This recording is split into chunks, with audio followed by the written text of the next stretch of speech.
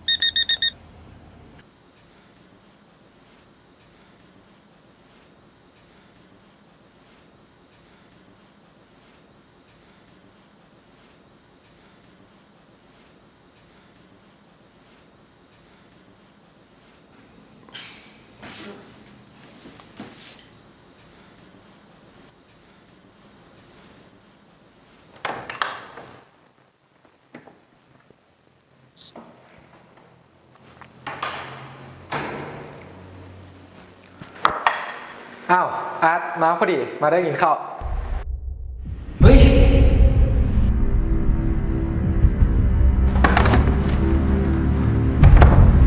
อ้าวเป็นยังวะเห็นหน้าเห็นผี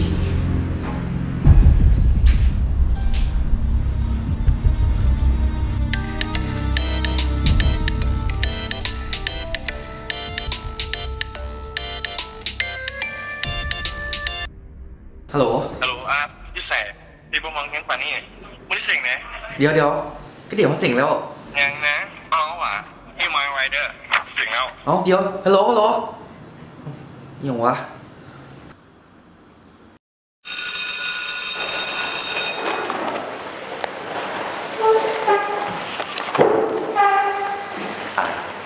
จะห้องข้อสอบเขาจะได้ยังไงหรือว่าข้อสอบหัววะ เจ้าเคยเสือเรื่องคนตายแล้วฟื้นบอก บ้าว่ะคนตายไปแล้วจะฟื้นมาได้ยังไง จะว่าเขาเห็นเราตายดีแล้วเลยไอ้เขาตายไปแล้วยังเรื่องสิ่งมันนี้อีกเหตุการณ์มันคือกว่าเขาผ่านมาแล้วนี่แหละเดี๋ยวจะบอกว่าจะย้อนเวลามาได้สิวะ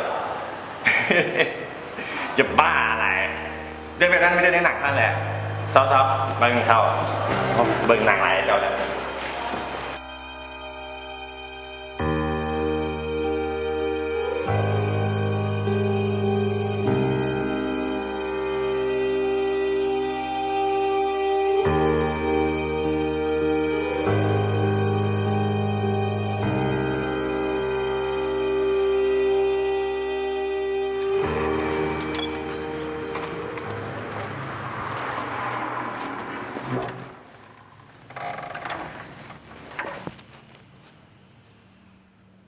อาร์ต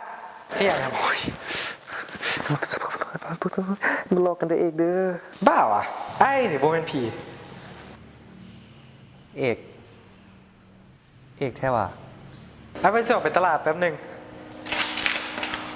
อยู่เฮือนเนี่ยเด้อเดี๋ยวไอ้มา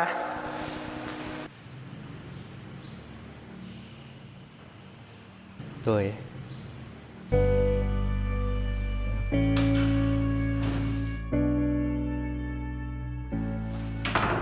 เป็นมื้อที่แปลกหลายค่อยตื่นมาพร้อมกับเหตุการณ์ที่บ่คาดคิดค่อยได้อ้ายกลับคืนมาทั้งที่เราตายไปแล้วและหลายๆเหตุการณ์มันเกิดขึ้นทุกอย่างคือกับว่าค่อยย้อนเวลากลับมาอดีตได้ในเมื่อมันเป็นแบบนี้แล้วค่อยจะหาทางแก้ไขเพื่อบ่ให้เสียอ้ายไปอีก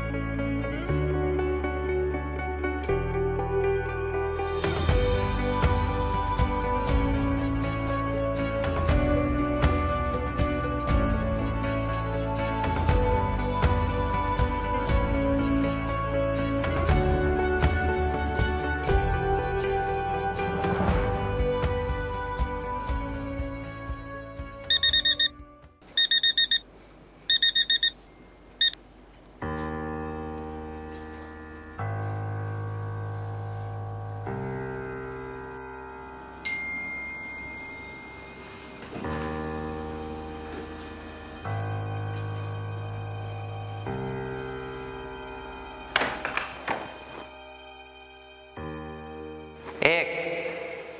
เอกอยู่ไส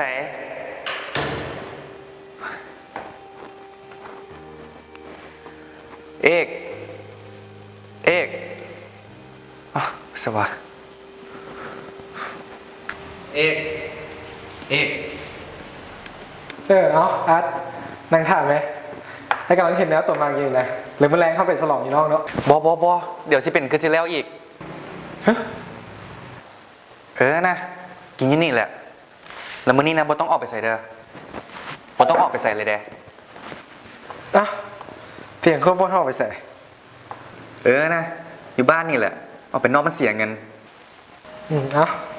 ไปก็ได้กินที่แค่นี่แหละอ่ะกิน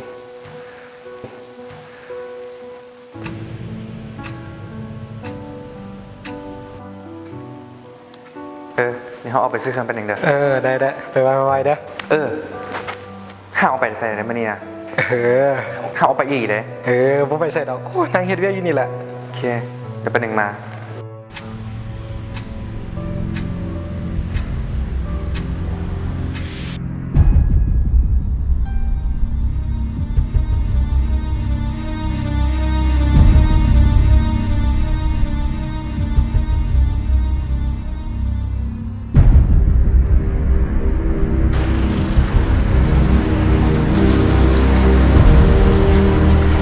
ขบวนคำวะ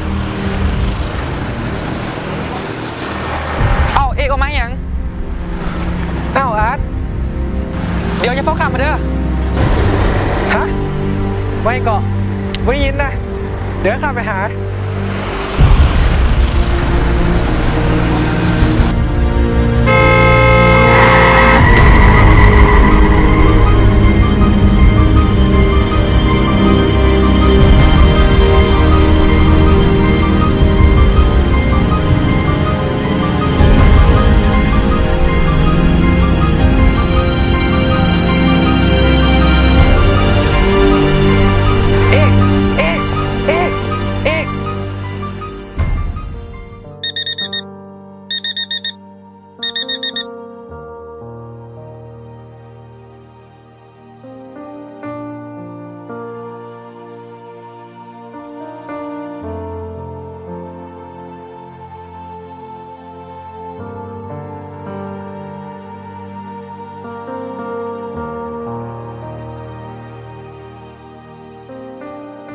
สุดท้าย